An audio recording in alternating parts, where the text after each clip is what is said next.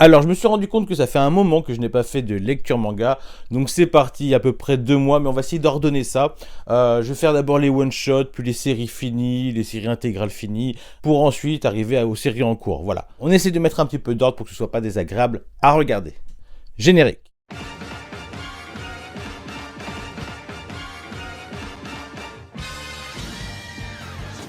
On commence avec les one-shots, et donc j'ai lu Errance de Inyo Asano. C'est mon 4e one-shot du mangaka Inyo Asano et actuellement je le situerai devant Solanine, mais derrière La fille de la plage et Nijigara holographe.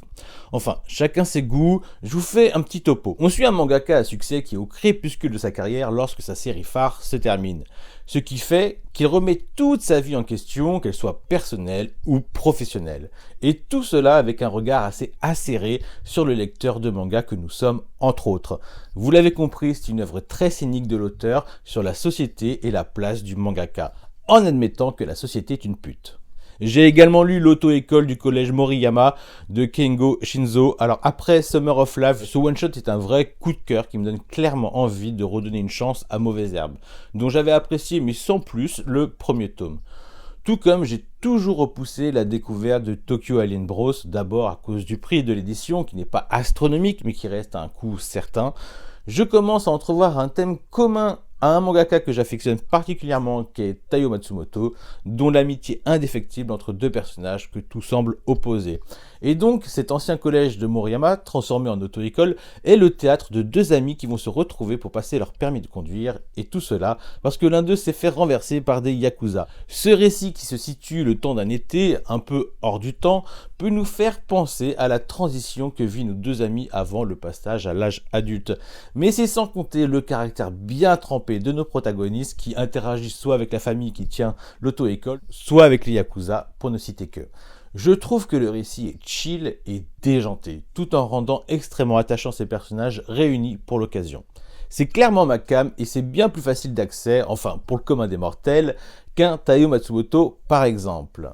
J'ai également lu Un été à Tsurumaki, un one-shot qui se veut mignon et touchant, mais qui m'a laissé quelque peu indifférent, bien qu'il n'est pas exempt de qualité.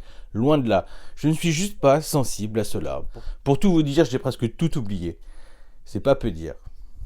J'ai également lu les chefs-d'œuvre de Junji Ito. Alors, c'est un très bon Junji Ito, si je devais le comparer à Sensor. Rien que sa préface, elle est digne de ce nom, elle est d'ailleurs signée par Alt 236, et ce que je peux dire, c'est qu'il ne s'est pas moqué de nous, contrairement à la préface de Kojima, dont je peux vous la synthétiser par Junji c'est mon ami, et c'est un génie. Le seul reproche que je ferai à l'édition, bah oui, désolé, j'en ai quand même, c'est que nous ne profitons pas d'un lacet en tant que marque-page. Les chefs-d'œuvre de Junji Ito, vous le devinez, est un recueil d'histoires courtes, et pour ma part, je l'ai lu en plusieurs fois, entre deux activités de parents par exemple, et le lacet que l'on retrouve dans les prestiges de Delcourt Tonkam, ou juste dans la Deluxe de Hikaru no Go, m'a grave manqué. Ce n'est qu'un détail, diriez-vous, mais qui a eu son importance pour moi, du moins pour ce titre. Sinon, les récits sont assez bons, je trouve, il y en a toujours des meilleurs que d'autres, mais j'estime en avoir eu pour mon argent, et c'est le principal, d'autant plus que c'était, pour moi, des récits inédits. D'ailleurs, je revois 2-3 planches bien dégueulasses dans l'ouvrage. Un délice. Si je vous fais ça, ça vous parle? Ce sera pour ceux qui ont la ref. J'aurais dû vous parler de l'oiseau bleu, mais je ne l'ai pas encore fini, donc pour une prochaine fois. Les séries que j'ai finies. Le chant des souliers rouges, tomes 5 et 6. Pour tout vous dire, je ne pensais pas que ce manga prendrait cette direction lorsque je lisais encore les 2 premiers tomes. Mais ce n'est pas plus mal, car c'est bien traité et qu'on ne tombe jamais vraiment dans le pâteau ou la niaiserie. Pourtant, c'est un manga plein de bons sentiments. Ce sera la série qui m'aura fait découvrir la mangaka d'ailleurs. Je regrette quand même de ne pas pouvoir me procurer My Girl, c'est assez compliqué à se trouver dans le marché d'occasion. J'ai également lu donc les tomes 2 et 3 de Search and Destroy, donc 2 derniers tomes parfaitement menés, rien à dire. Après Wet Moon, je suis convaincu par les qualités du mangaka, malgré un style assez atypique. Cela me donne envie de m'intéresser à d'autres de ses œuvres, car, l'air de rien, l'exercice n'était pas évident et loin d'être gagné de réussir à faire une adaptation futuriste et de qualité de Dororo. L'une des dernières œuvres d'Osamu Tezuka non finie à sa mort. J'ai également lu Baptisme 2, 3, 4. Je retrouve du grand Kazuo Mess avec ce titre. D'ailleurs, elle mériterait une réédition au même titre que L'école emportée, Et je vous avoue que le récit m'a surpris. Voilà, je ne m'attendais pas à ça au tome 4. J'ai lu également le tome 11 de Chainsaw Man, un tome final qui fait honneur à la série dans son intégralité. Pas besoin d'en dire plus, tu aimes ou tu aimes pas, perso, j'adore. J'ai également lu les tomes 3, 4, 5 de BL Métamorphose. J'ai découvert cette œuvre à la médiathèque et je ne regrette pas, il n'y a rien de badass. C'est un fait, c'est une lecture chill. C'est un récit transgénérationnel où une jeune fille et une vieille dame vont se trouver des atomes crochus à travers la lecture de Shoujo Boys Love. Une lecture touchante sans tomber dans la niaiserie, encore une fois, ou le trop prévisible, ce qui en fait un titre plein de fraîcheur. J'ai également lu le tome 4 de Bastard Brothers, un finish ok tiers. J'en attendais peut-être un peu plus concernant la série dans son intégralité. J'ai trouvé Lady Boys vs Yakuza plus dérangeant, plus prenant, plus malaisant. Mais ça reste une bonne satire, même si je trouve finalement la série assez dispensable. C'est au tour des intégrales. J'ai lu Moonlight Act de Kazuhiro Fujita du tome 4 au 29. Voici une œuvre fantastique. Un joyau du shonen, riche en éléments scénaristiques, mais aussi en personnages tout aussi bien écrits. Je ne peux que vous conseiller d'aller voir la vidéo de Manga Sky où Haru prône son amour pour l'œuvre avec tant de justesse. Accrochez-vous, c'est une vidéo de 1 heure, mais elle est garantie sans spoil et elle est complète. Perso, j'ai passé un excellent moment en sa compagnie. Vous avez compris, je vais employer tous les superlatifs connus. C'est incroyable, c'est une dinguerie, c'est un truc de malade, c'est une tuerie et tout, et tout, et tout, et tout. Et c'est sans parler du génie du mangaka qui joue avec le lecteur, et ça, c'est juste génial. J'ai également lu les tomes 3 à 11 de Eileen, la charmeuse de bêtes. Ce que j'ai aimé lire ce manga, j'ai eu l'impression de lire un bon roman. Tu me diras, il vient peut-être d'un light novel. En tout cas, j'ai adoré dès le premier tome. Et je me suis ennuyé à aucun des 11 tomes que j'ai trouvé prenants. Un récit qui met en scène une jeune fille puis une femme, car nous la suivons à travers plusieurs années, qui a la faculté de parler avec des animaux légendaires. Et bien sûr, cette faculté va être l'objet de convoitise. L'héroïne, dans un style quand même fondamental, totalement différent, est aussi forte à mon goût que l'héroïne du couvent des damnés. C'est pour dire, c'est pas peu dire. Et en plus, l'aspect visuel est très sympa, faut pas hésiter. J'ai également lu les tomes 2 à 18 de Bakonreto de Tsutomu Takahashi, une lecture authentique avec une ambiance noire. C'est le récit d'une jeunesse qui vit avec un compte à rebours avant le passage à la vie adulte.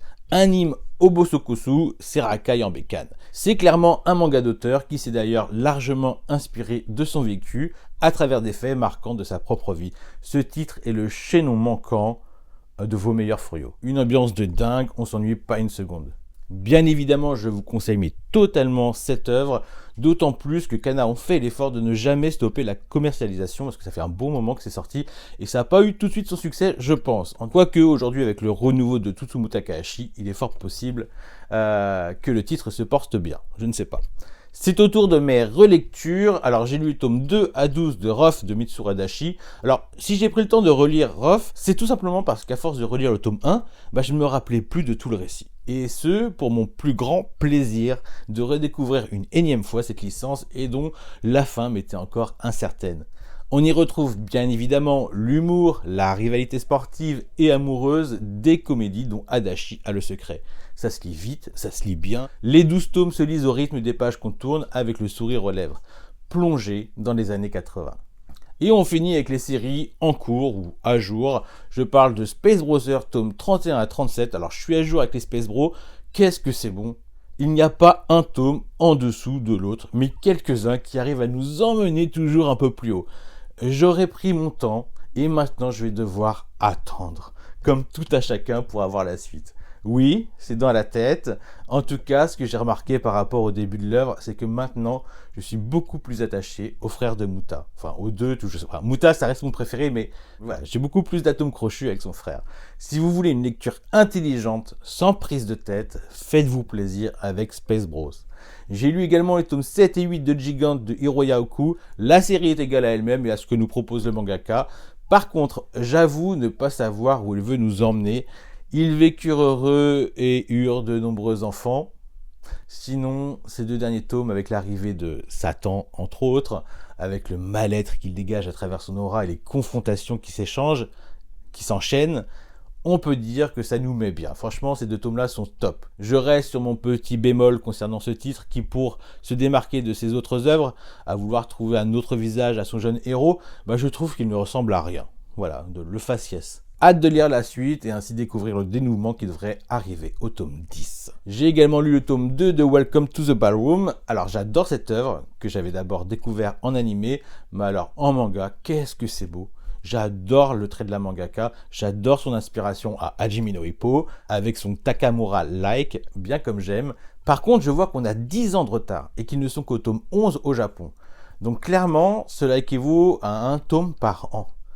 Oh là là, j'espère que je vivrai assez longtemps pour lire la fin, histoire de...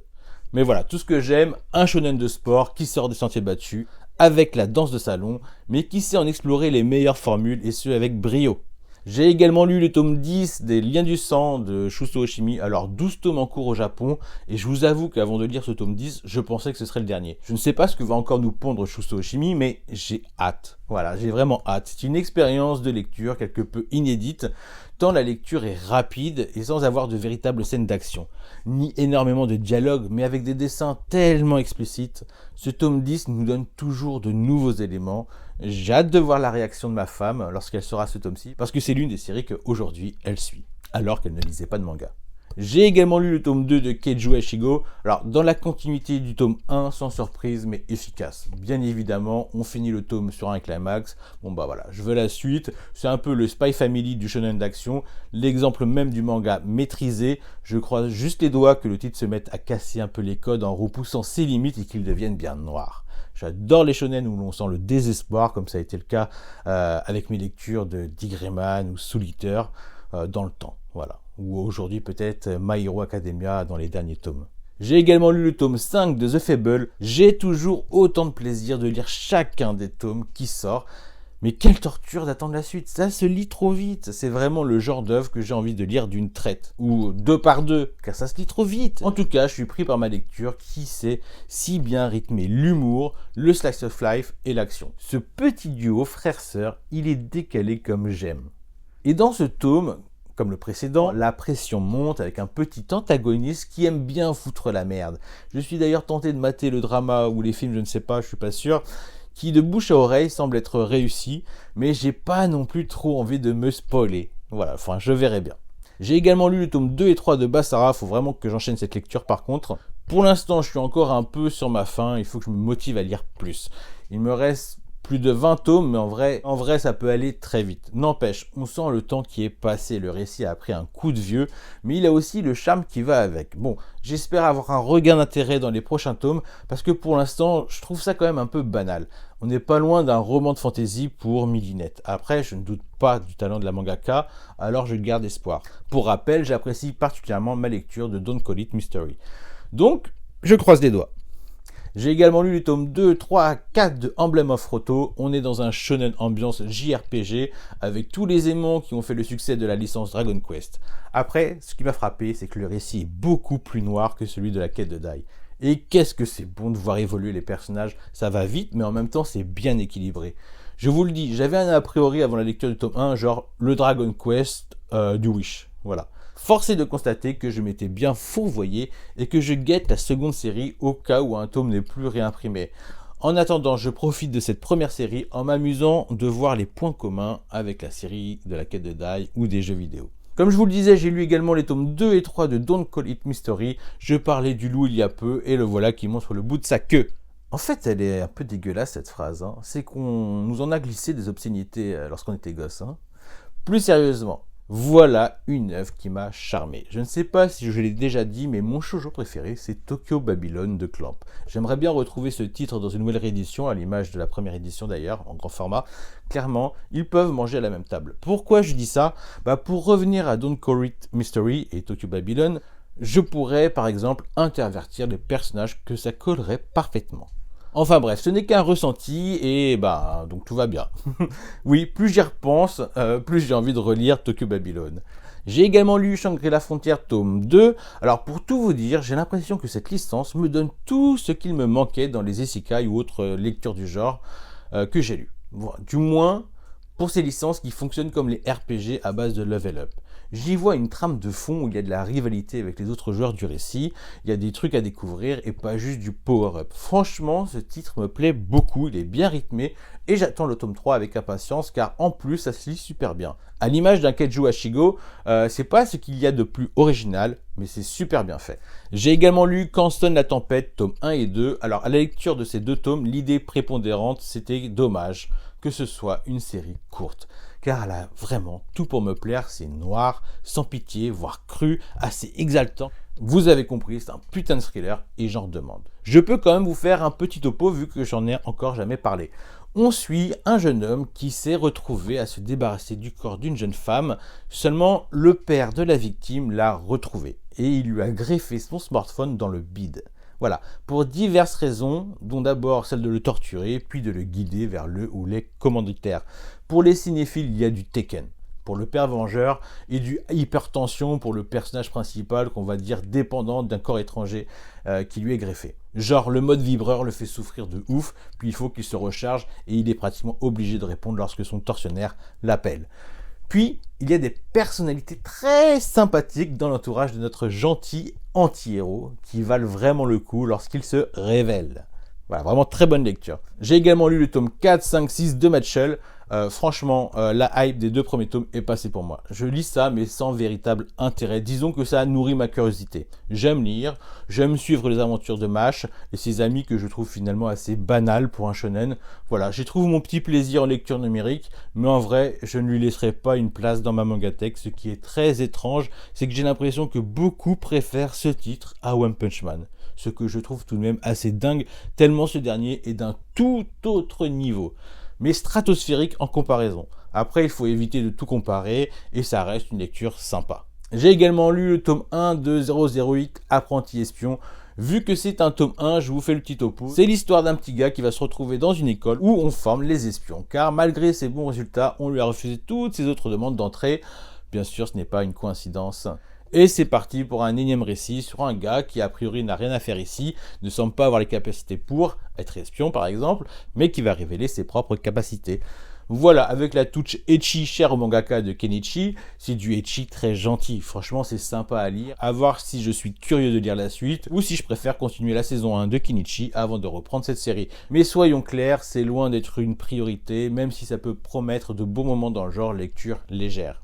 J'ai également lu le tome 9 et 10 de Sido de Tsutomu Takahashi, encore lui. Pour tout vous dire, j'ai vécu un tome 9 de transition après avoir lu l'intégrale de Bakuan Reto, qui est donc du même mangaka, car même si le style de Sido est très réaliste, celui de Bakuan Reto était dans l'extra-réalisme.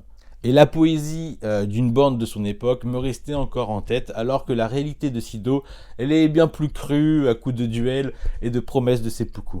Voilà. Puis c'est bon, ce petit tome 10, il m'a mis trop bien, toujours du duel certes, mais aussi des alliances et des confrontations qui peuvent nous sembler perdues d'avance. D'ailleurs, un antagoniste réapparaît, ce qui promet un très bon tome 11 également. Alors certes, c'est un énième récit sur la fin du Bakufu, mais dessiné et narré de la main de maître de Tsutomu Takahashi, ce qui fait toute la différence, ça change tout.